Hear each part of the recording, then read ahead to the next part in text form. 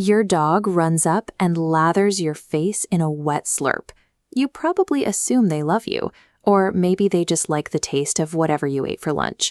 From a biological standpoint, treating that behavior as a human kiss is a total misreading of the situation.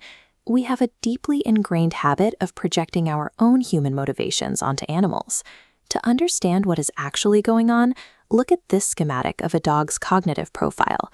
We need to stop viewing them as furry humans and recognize them as highly tuned sensory machines.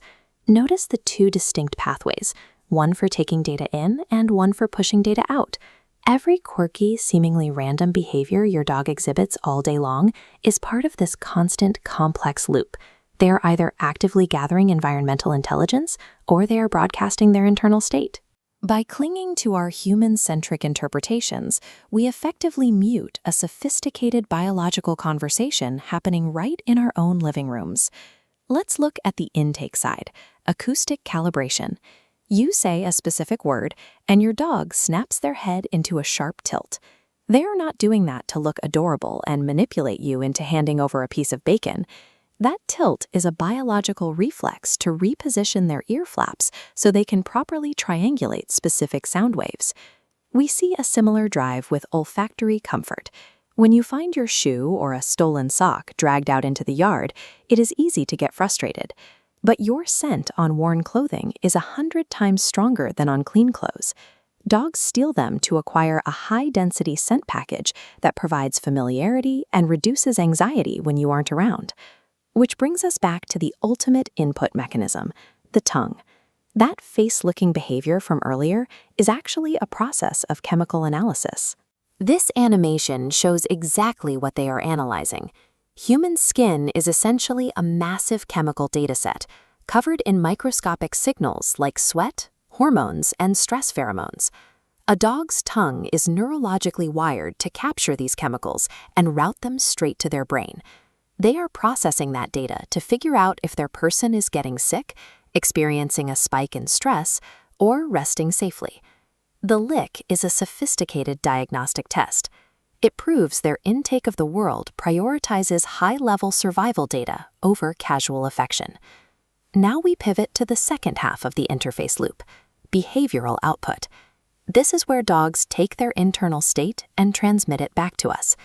When a dog leans their full body weight against your leg like a moose, they are physically anchoring themselves to claim you socially in front of the room. Conversely, a quiet paw placed gently on your arm is a highly regulated request for attention, a learned alternative to barking or jumping. They also have specific outputs for de-escalation. If you're wrestling with your dog and they suddenly let out a sharp, brief sneeze, that is a distinct biological stand down signal. They use it to tell you or another dog that they mean no real harm and want to prevent real violence. When they feel the opposite of threatened, they broadcast environmental surrender.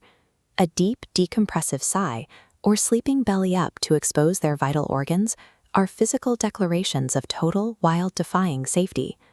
But they also broadcast internal biological alarms. You might notice sudden picky eating or catch them munching on tall grass in the yard. For decades, people assumed grass eating was a trick to induce vomiting. In reality, less than 25% of dogs who eat grass actually throw up.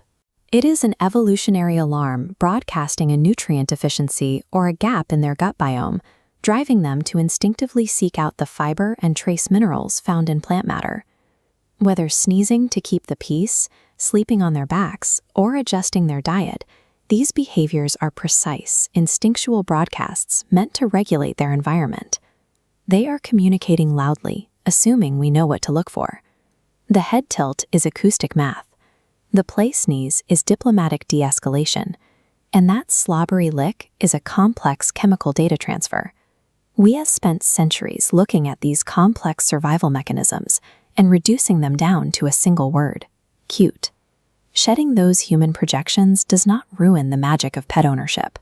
Understanding the biology actually deepens the interspecies bond. Recognizing these behaviors allows you to finally meet your dog's actual needs.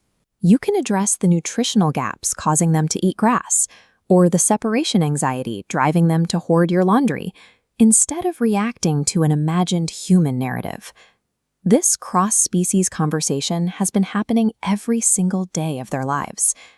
True companionship begins the moment we stop expecting them to speak human and start listening to them as dogs.